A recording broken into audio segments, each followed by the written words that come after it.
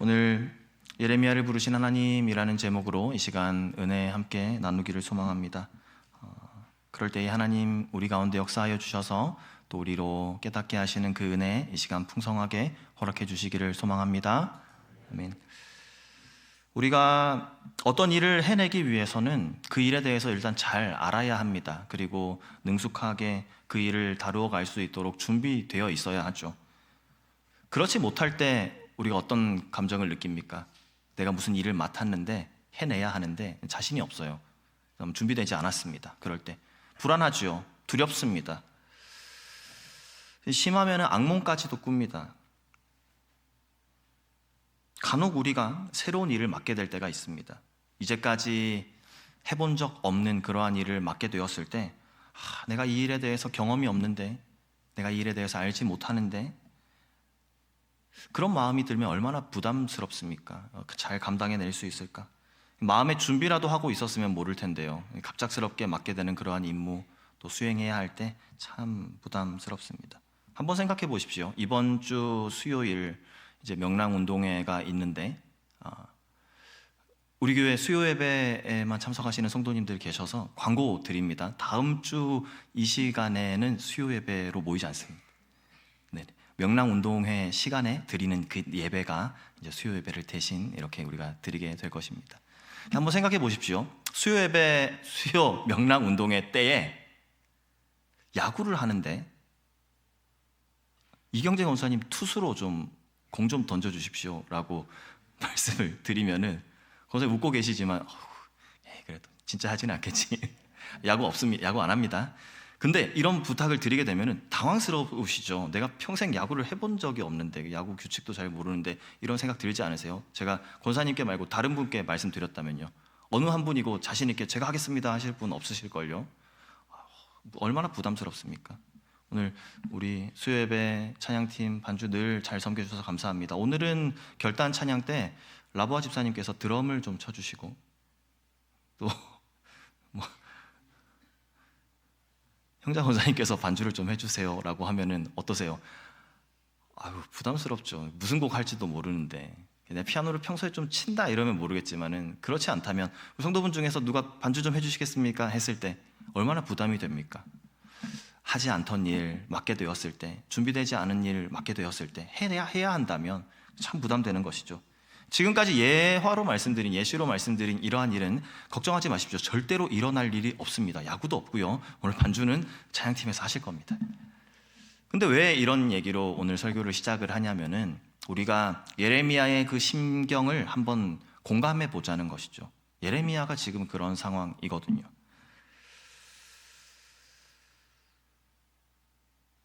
오늘 본문에 등장하는 예레미야는 하나님의 부르심 앞에 서 있습니다. 그리고 그 부르신 이유에 대해서 듣게 되었습니다. 본문 4절 말씀입니다. 여호와의 말씀이 내게 임하니라 이르시되, 내가 너를 모태에 짓기 전에 너를 알았고, 네가 배에서 나오기 전에 너를 성별하였고, 너를 여러 나라의 선지자로 세웠노라 하시기로, 내가 이르되 슬프도소이다 주 여호와여 보소서, 나는 아이라 말할 줄 알지 못하나이다 하니. 하나님께서 자신을 선지자로 세우셨다라는 이 소식을 들은 예레미야, 참 부담감을 느끼게 됩니다. 두려움을 느끼게 되었습니다. 우리가 오늘 본문을 통해서 살펴보려고 하는 것이 이것입니다. 세 부분인데요, 먼저 우리를 부르시는 하나님의 계획, 그리고 두 번째로 그 계획에 대해서 알고 살아가는 삶, 그 계획에 대해서 인식하고 살아가는 삶, 그리고 세 번째로 그 계획에 대해서 알고 있는 것뿐만이 아니라 그 계획을 이루어가는 삶입니다. 먼저 첫 번째로 하나님의 계획에, 예레미야는 지금 두려워하고 있습니다. 왜요? 하나님의 부르심을 받았는데 감당이 안 되는 것이죠. 맡겨진 그 일이 너무 두렵습니다. 하지만 그 부르심의 과정 속에서 우리가 어떤 하나님을 볼 수 있습니까? 함께 하시겠다 말씀하시는 하나님, 내가 지키시겠다 말씀하시는 그 하나님, 약속하시는 그 하나님을 우리가 발견할 수 있습니다. 하나님 예레미야를 부르실 때도 그러했고, 하나님 우리 한 사람 한 사람을 부르실 때도 동일합니다. 하나님께서는요, 우리를 부르실 때 우리가 그 부르심 앞에 준비되지 못한 채로 있는 것을 내버려 두지 않으십니다.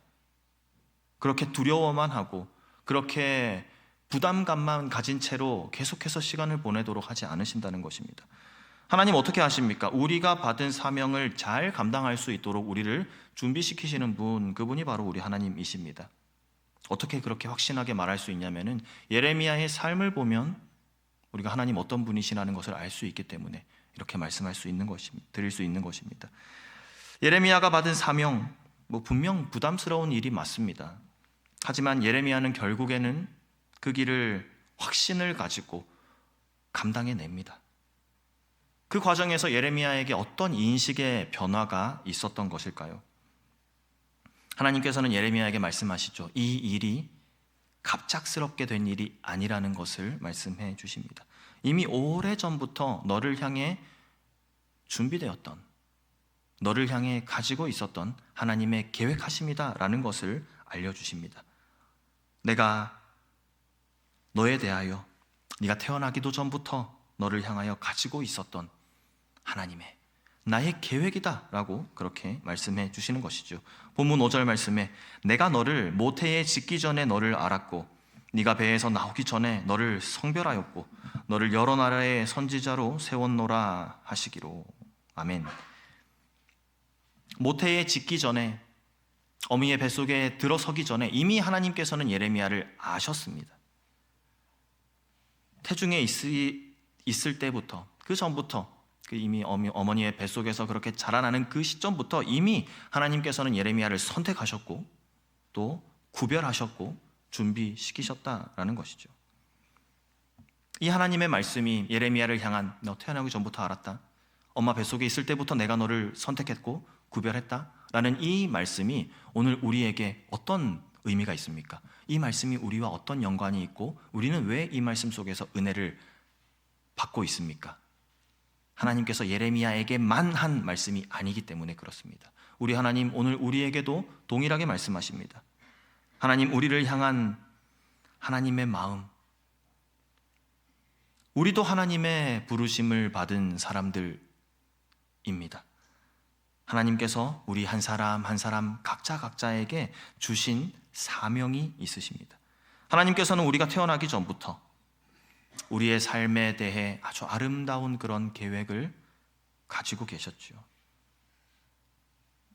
그 훨씬 이전부터 하나님의 마음속에는 우리의 모습, 우리가 해내야 할 일들 하나님께서는 이미 그리고 계셨다는 것입니다.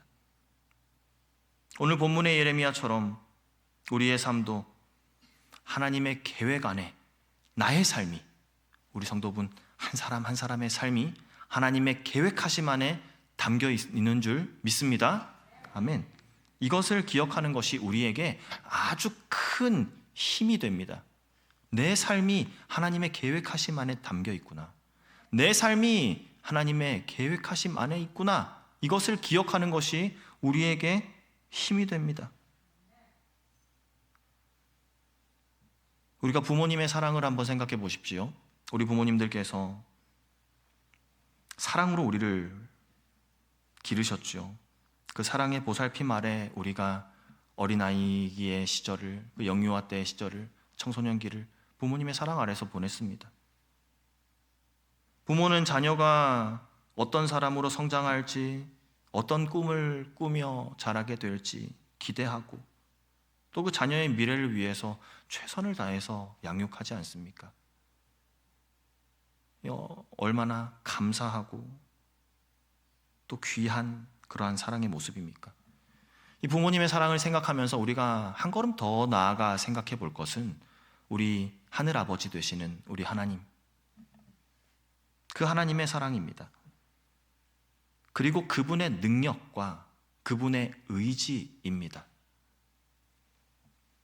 우리가 어릴 때에 우리가 바라보았던 그 부모님의 모습, 우리가 어린 시절에 보았던 아빠, 엄마는 어떤 분들이었습니까? 모든 것을 다 아셨죠. 내가 던지는 모든 질문에 답하셨던, 그리고 모든 것을 할 수 있었던, 아버지 어릴 때 등산 가시고 캠핑, 그때는 캠핑이란 단어는 안 썼던 것 같은데 텐트 치고 뭐 라면 끓이고 이런 거 좋아하셨는데 집에서 등산용 그 버너 있습니다. 거기에 불 붙이는 모습을 제가 5살 때, 4살 때, 7살 때 아무 나이는 기억 안 나지만 어릴 때 그 모습을 보면서 저는 참 그게 두려웠거든요. 야, 저 어떻게 이런 기계에서 가스가 나오고 불이 붙어서 불이 피어나는 모습을 보면서 와, 아빠는 정말 대단하다라는 생각을 했습니다. 그리고 와, 내가 과연 저 일을 할 수 있을까? 내가 이걸 해야 되면 어떻게 될까? 참 두려웠던 그런 생각도 나고요. 정말 아버지는 모든 것을 할 수 있는 그런 분이셨죠. 그런 사랑 안에서 우리가 자랐습니다. 근데 우리 하나님 아버지를 생각해 보면 어떻습니까? 하나님 아버지, 비교할 수도 없을 만큼 한계가 없으신 분, 능력에 있어서도 한계가 없으신, 지혜에 있어서도 제한이 없으신 그분, 우리 하나님이십니다. 하나님 아버지 모든 것을 다 아시고 이루어 가시는데 어떠한 제약도 없으신 그분께서 나를 계획하셨구나, 나를 향한 계획을 가지고 계시고 진행하시고 계시는구나. 우리가 이 사실을 확신하게 될 때 이것이 왜 우리에게 힘이 됩니까? 하나님께서 과연 실수하실까요? 하나님은 실수할 수 없는 분이시죠. 실수가 불가능한 하나님께서 나의 삶을 붙잡고 계십니다. 나의 삶을 그 계획 안에서 이끌어가고 계십니다. 이것이 우리에게 힘이 되죠. 하나님, 나를 절대 내 인생에 실수 없는 방향으로 나를 인도하시겠구나. 그 인도하심 안에 오늘도 내가 살고 있구나 생각할 때 참 힘이 되는 것입니다. 감사가 되는 것입니다. 이 얼마나 감사한 일입니까? 성경에 하나님의 이러한 사랑을 노래하는 구절들이 얼마나 많이 있는지 모릅니다. 대표적으로 다윗은 시편에서 이렇게 고백했습니다. 시편 139편 말씀에 여호와여, 주께서 나를 살펴보셨으므로 나를 아시나이다. 주께서 내가 앉고 일어섬을 아시고 멀리서도 나의 생각을 밝히 아시오며 나의 모든 길과 내가 눕는 것을 살펴보셨으므로 나의 모든 행위를 익히 아시오니 여호와여, 내 혀의 말을 알지 못하시는 것이 하나도 없으시니이다. 우리 주님 다 아시는 하나님. 13절 이하에 주께서 내 심장을 지으시며 나의 모태에서 나를 만드셨나이다. 내가 주께 감사하옴은 나를 지으심이 심히 기묘하심이라. 주께서 하시는 일이 기이함을 내 영혼이 잘 아나이다. 내가 은밀한 데서 지음을 받고 땅의 깊은 곳에서 기이하게 지음을 받은 때에 나의 형체가 주의 앞에 숨겨지지 못하였나이다. 내 형질이 이루어지기 전에 주의 눈이 보셨으며 나를 위하여 정한 날이 하루도 되기 전에 주의 책에 다 기록이 되었나이다. 하나님이여, 주의 생각이 내게 어찌 그리 보배로우신지요, 그 수가 어찌 그리 많은지요. 내가 세려고 할지라도 그 수가 모래보다 많도소이다.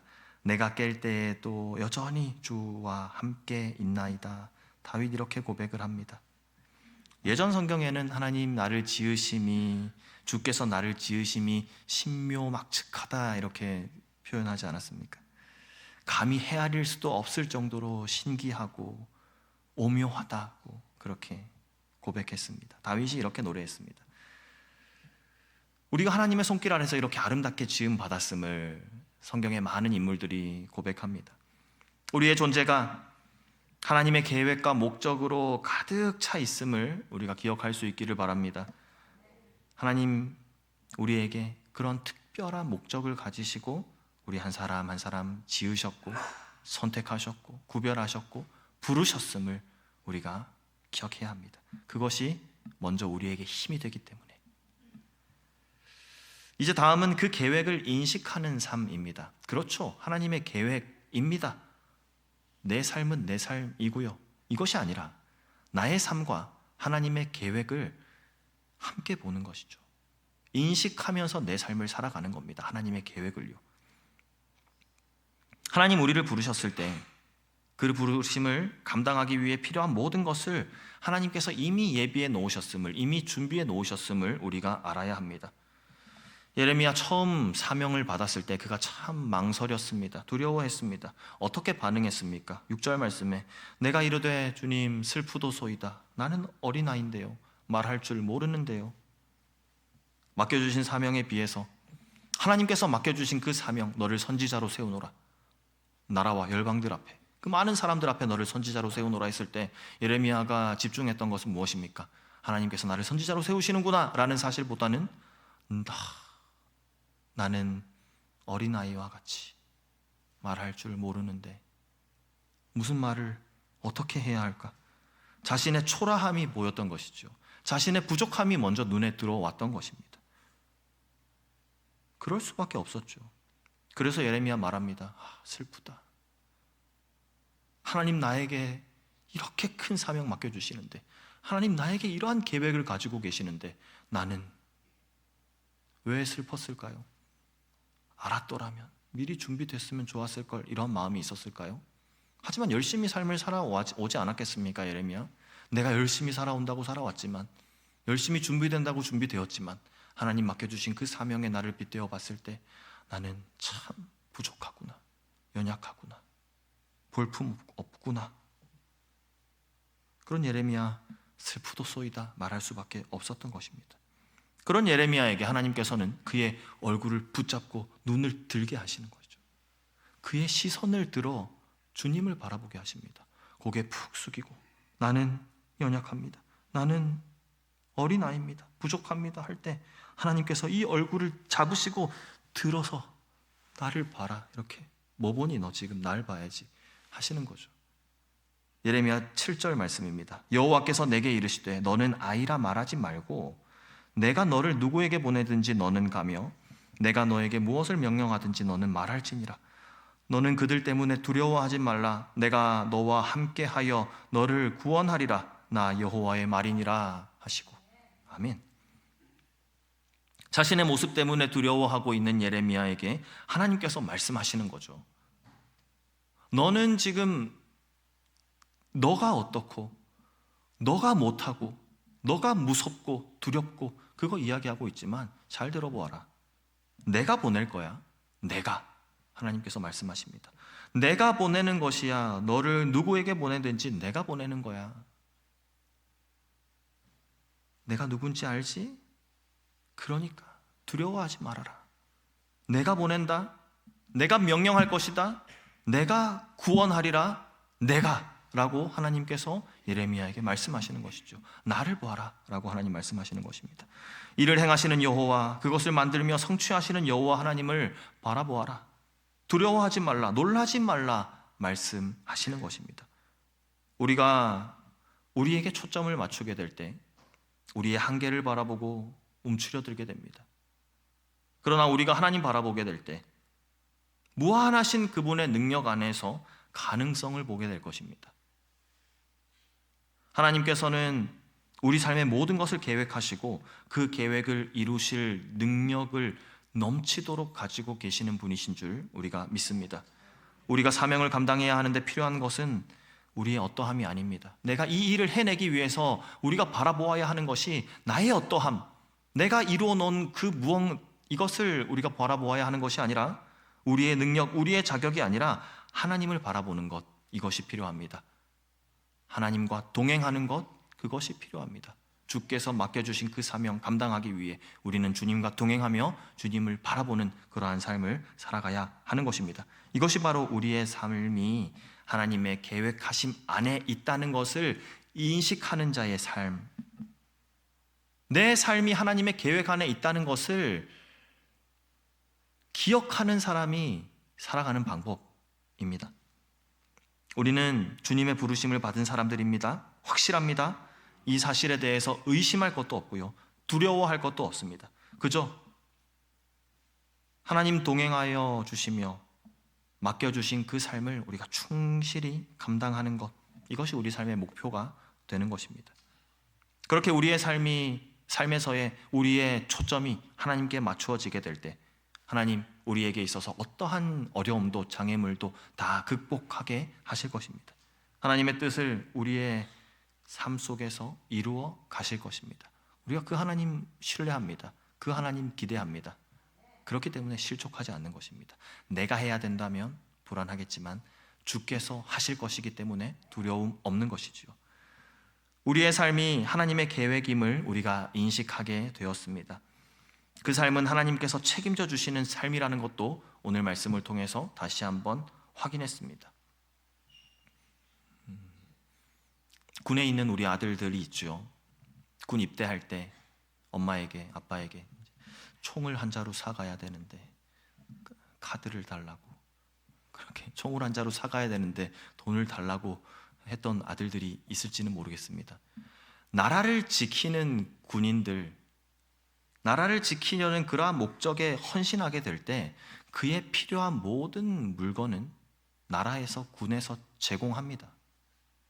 주셨던 그 용도는 아마 또 군에서 힘을 내서 훈련을 할 수 있는 그 양식이 되었겠죠. 너무 네, 딴소리 안 하겠습니다. 나라를 지키려는 그 목적을 가지고 군에 헌신하는 자들에게는 필요한 물건을 나라에서 제공하는 것처럼요. 드리고 싶은 말씀은 이것입니다. 우리의 삶이 하나님의 계획임을 알고 그 목적을 위해서 살아가는 하나님의 자녀들을 향해서는 하나님께서 어떻게 하실까요? 라는 것이죠. 우리가 우리 삶을 살아가면서 내 목적이 하나님께로 헌신되어 있다면, 그 목적을 이루어가는 데에 내 삶의 초점이 맞춰져 있다면 그 삶을 살아가는 데 필요한 모든 것은 누가 제공해 주시겠습니까? 하나님께서 제공해 주십니다. 무엇보다 하나님께서 기뻐하시는 그 일에 헌신된 주의 자녀들의 삶을 하나님께서 책임지신다는 것입니다. 예레미야의 경우 그에게 필요한 것이 있었습니다. 하나님 그를 선지자로 세우셨습니다. 선지자, 많은 백성들 앞에서 하나님의 뜻을 전달해야 하는 사람. 예레미야가 두려워했던 것은 그것이죠. 내가 무슨 말을 할 수 있을까? 내가 어떻게 말해야 할까? 하나님께서는 예레미야의 가장 큰 고민거리였던 이것을 해결해 주셨습니다. 예레미야 1장 9절 10절 말씀 우리가 함께 한번 보겠습니다. 같이 읽을게요. 시작. 여호와께서 그의 손을 내밀어 내 입에 대시며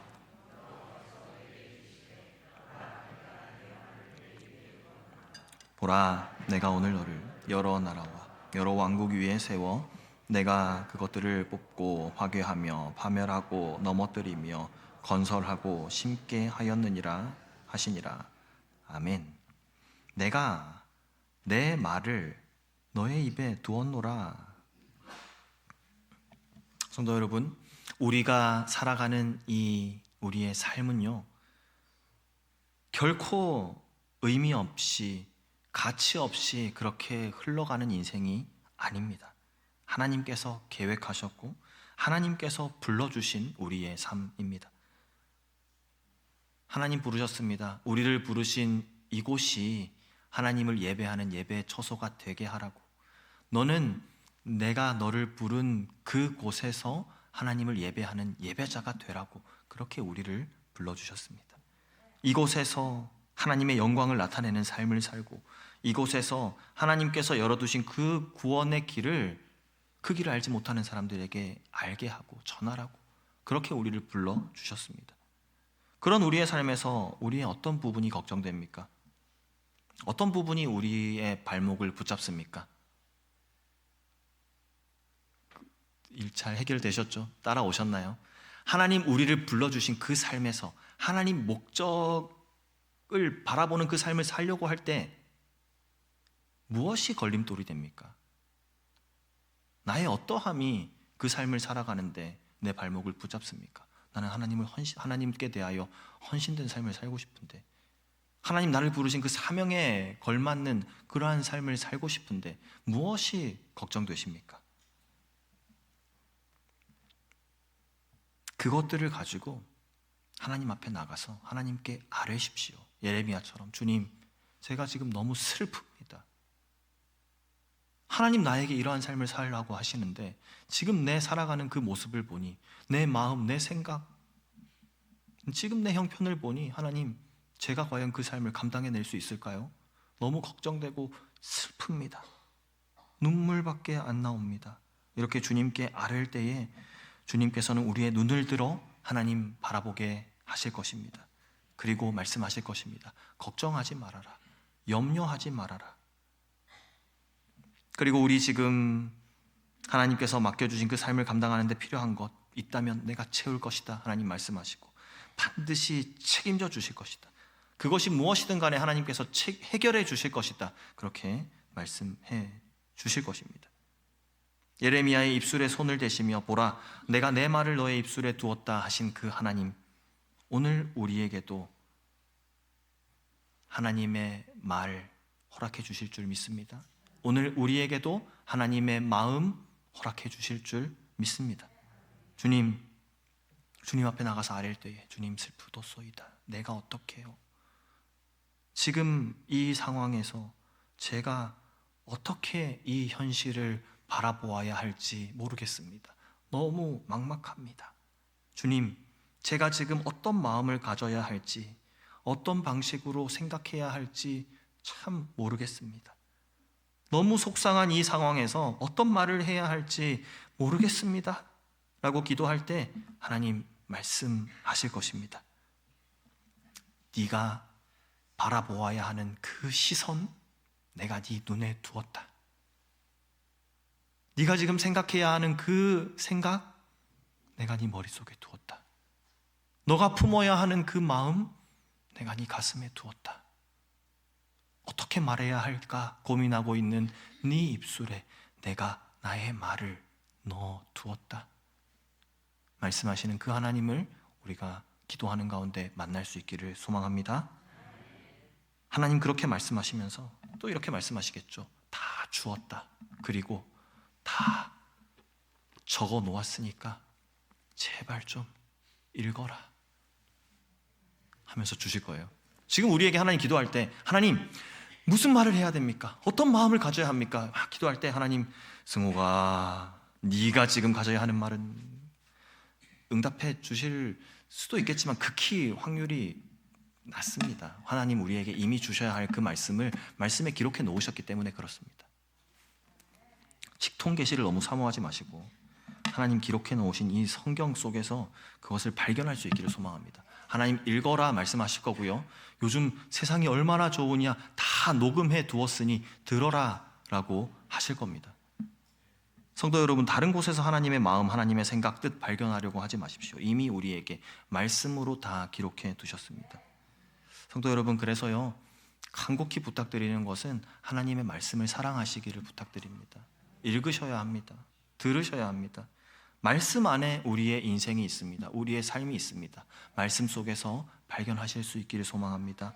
하나님 말씀을 깊이 알고 또 그 말씀을 우리가 읽을 때 그 말씀이 우리 속에 녹아들지요. 그럴 때 우리의 대화 속에서도 하나님의 말씀이 녹아 나오게 될 것입니다. 일상 속에서 하나님의 그 은혜를 나눌 준비가 그렇게 되어가는 것이지요. 그럼에도 불구하고 우리가 성경을 읽지 않는 우리의 모습을 우리가 어떻게 이해할 수 있을까요? 감정적으로는 이미 예레미야가 되었습니다. 예레미야 1장에 나오는 그 예레미야의 심정과 내가 정확하게 지금 하나가 되었습니다. 너무 감격스러운 순간이죠. 하나님, 저는 아이입니다. 어떻게 말해야 할 줄 모릅니다. 내가 내 말을 네 입에 두었다. 아멘 하고 그 다음부터 읽어야 되거든요. 그래야 이제 예레미야 이후에 할 일이 얼마나 많은데요. 이제 진도 나가야 되는데 지금 몇 년째 계속 예레미야 1장에만 머물고 있는 것이죠. 성경을 펴셔야 진도가 나갑니다. 마음만 가지고는 부족합니다.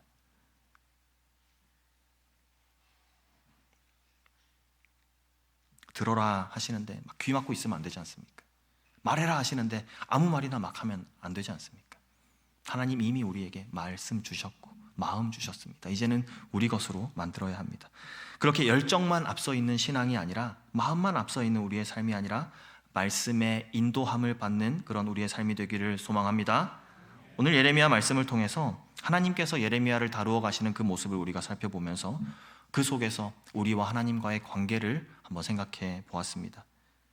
우리 또한 하나님의 부르심에 신뢰할 수 있기를 소망합니다. 하나님 우리를 부르셨습니다. 확실합니다. 이것을 신뢰할 수 있기를 소망합니다. 우리 모두는 또한 하나님께서 부르신 사명이 있습니다. 그 사명 앞에 내 마음에 불안함이 있습니까? 두려움이 있습니까? 그 불안한 마음 하나님께 맡기고 하나님 뜻 안에서 살아가기로 우리 함께 결단하시지요. 그러기 위해서 우리가 해야 할 일은 무엇이지요? 오늘 은혜 받고 아멘하고 끝나면 안 됩니다. 말씀 읽어야 합니다. 말씀 들어야 합니다. 어떤 성도님은 올해 안에 이제 또 한 번의, 첫 번째가 아니라 또 한 번의 성경 필사를 이제 눈앞에 두고 계세요. 또 작년부터 마음에 감동 주셔서 창세기부터 천천히 읽어오셨던 어떤 성도님은 내일부터 이제 요한계시록 읽는다는 그런 소식 들었습니다. 궁금하지 않으세요? 하나님 과연 내 입에 두셨다는 그 말씀이 무엇일지요? 하나님 과연 내 가슴 속에 품게 하신 그 마음 무엇일지 너무 기대되지 않으십니까? 하나님의 말씀을 통해서 찾으실 수 있기를 소망합니다. 우리가 그렇게 하나님의 계획에 순종할 때에 그렇게 살아가는 우리의 모습을 통해서 주님의 복된 소식이 또 전하여지는 그러한 삶을 살아내는 귀하고 복된 저와 우리 성도님들의 그런 삶 되게 하시기를 축원합니다. 아멘. 우리 함께 찬양하겠습니다.